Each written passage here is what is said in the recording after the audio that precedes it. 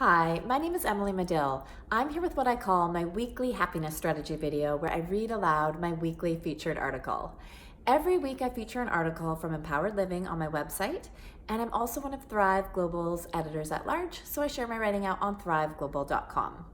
I share an article, a video, as well as some other tips and strategies out every Thursday morning to my list called M's Weekly Inspiration.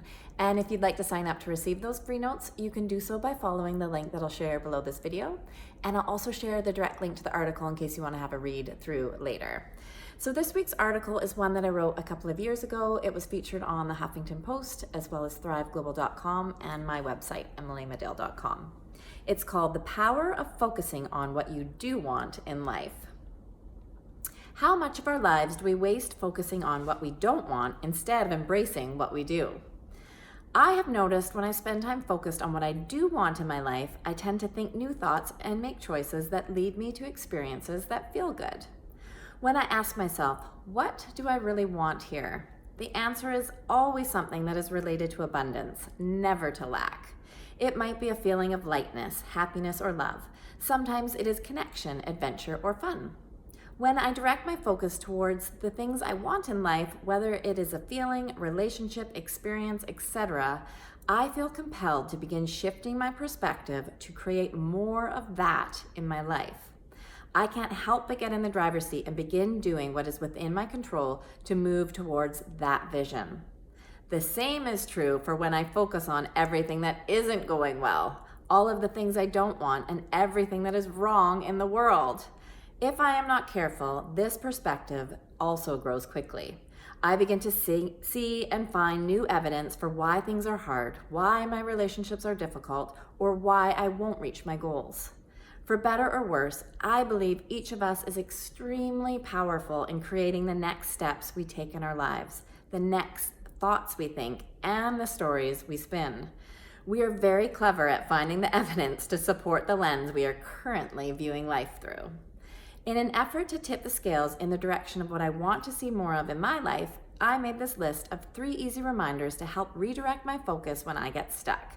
Perhaps these simple reminders may resonate with where you are in your life. Number 1, ask the question, what do I want here? Try it, I dare you. Next time you are in a funk or focused on everything that feels hard and wrong, take a minute to slow down and listen. Do whatever it is you do to quiet the chatter in your mind, and then ask yourself, what do I want? It has been my experience that when I give myself the space to ask this question, the first answer that comes is aligned with my truth. When you know what it is you are truly after, ask yourself, what is within my control to have that feeling or experience? Then move towards that. If it helps, write down 3 steps of action that are realistic, proactive, within your control, and will support you to move toward your desired direction. See what happens when you shift your energy and story with this new focus in mind. And number 2, be mindful of your words and attitude. The next time you are in a conversation and you have the opportunity to add to it, see what happens when your words and tone are delivered in a way that is helpful, hopeful, and happy. Practice what it feels like to refrain from gossiping or being judgmental of yourself or others around you. Our thoughts and words are powerful, persuasive, and often contagious. Experiment with what happens when you are mindful of the thoughts and words you give life to. Choose the ones that will support you in seeing and experiencing life in a way that is open and joyful. If you are in a funk, practice for even just a minute, an hour, or the day to not complain about how terrible things are. Give yourself a little reprieve. If it helps, focus on 3 things you are grateful for. It can be at a very basic level, and be gentle with yourself. And finally, number 3, 1 step forward. When we shine a light on what we do want, we begin illuminating the path in the direction of our joy. All it takes is 1 step forward in the direction of what we do want to begin tipping the scale in our favor.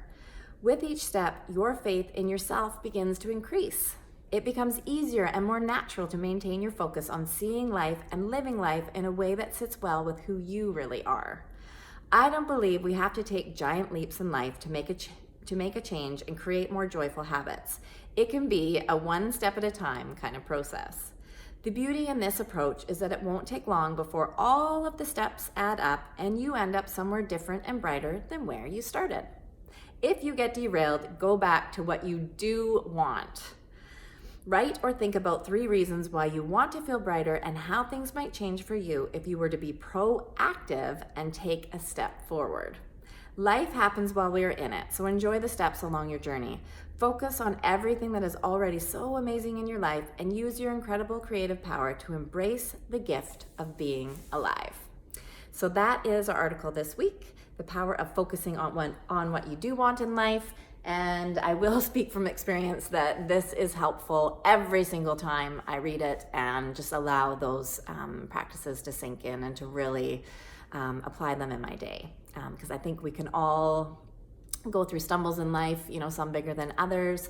And sometimes it's just really helpful to have these simple reminders to come back to, the one step at a time, really getting clear on what it is that we do want and training our minds to focus on that is huge, as well as just being more mindful of the language that we do give life to, because everything that we think and say out loud creates new momentum in that same direction. So it's just about being proactive and focusing on what we do want and creating that momentum in a direction that is really supportive to feeling good. So that's what this is all about. I do want to thank you for tuning in this week. And as always, I hope that you do have an amazing week ahead. And if you wanted to take a read through that article, I will include the link below, as well as to my weekly happiness notes that I send out every Thursday morning. Have a great week. Thank you.